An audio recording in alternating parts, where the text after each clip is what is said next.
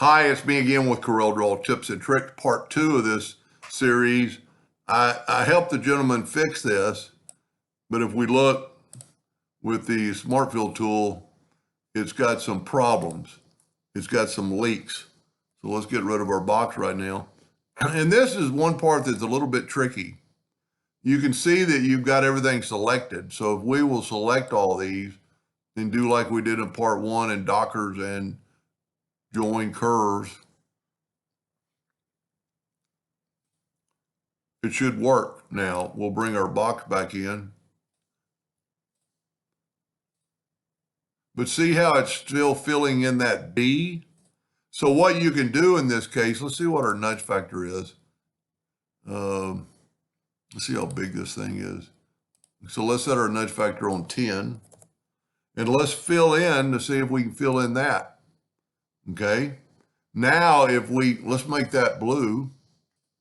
And now if we take the Smart Fill tool and fill that in, and then remove the blue. So you've got that look. So let's back up here. For some reason, that's a problem sometimes, but you can always fill in the other part. So there is doing it on the D and some other part. And you can't really smart fill it, but what you can do, let's back up here.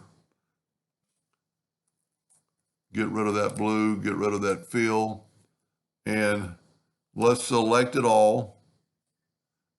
And see, I didn't get it all because my bounding box is not all the way. And then grab the shape tool, and it's grabbed everything except for the blue. It's only going to do the red. So if we select all these nodes and hit apply, sometimes that doesn't even work. Let's do a box. And the reason I'm doing the box is so it won't leak all the way through the page. So now it worked with the exception of that B. So we know it's going to work, but I'm still going to use my box because I want to show you one other thing that we need to do or can do. Let's make this right. So let's go ahead and fill in the B.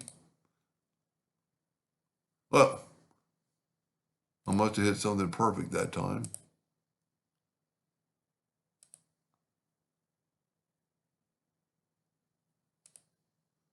Well, now there it is. So everything's good except for that part of the A.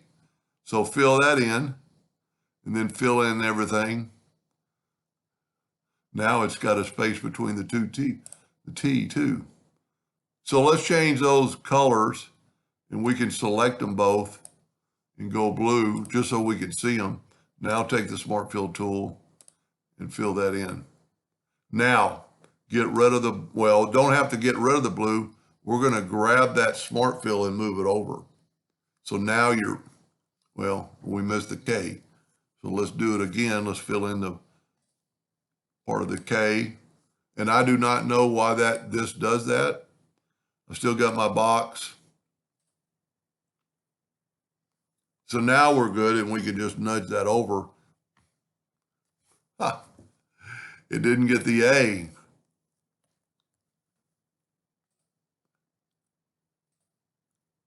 You don't have to use two.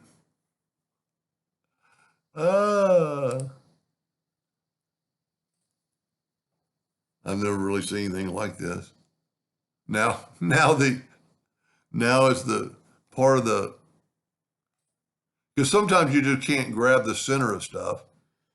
But if you do this enough, now we're good to go. Everything's good. And if we left click no fill and right click outline in red, it'll be a hairline. Now let's look at some joints to make sure we're good. And we're good. If you ever have two broken lines, the Smart Fill tool fixes that. I can't find any right now like we found in part 1. Here's a little bit of a mistake right there. I just noticed. That really doesn't matter. But what we could do is just delete that node and delete that node.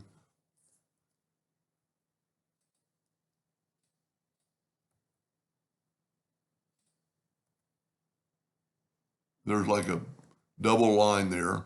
It's not going to really cause you don't really have to delete them. I would probably delete them. So what you could see them right there, just hit delete. Well, that's not going to work. So what you could do is just take these two nodes and just bring them down where it's more in a straight, well, go right to that line, and it's a straight line. Now it quite possibly is going to cut that twice, and now I've messed that up.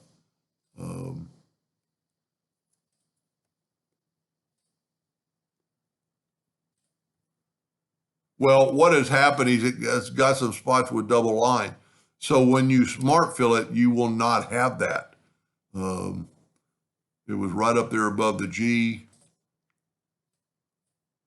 See, it's still a little bit out of place, but I guarantee we don't have two lines now. And we can't really delete them per se. So I would just bring them down. They're going to cut on the same pattern. If they do cut, they might not even cut twice. I mean, that, that's needed because that forms the G. And I don't see anything else, so I think we're good to go. Anyway, I hope that helped a little bit. Thank you for watching.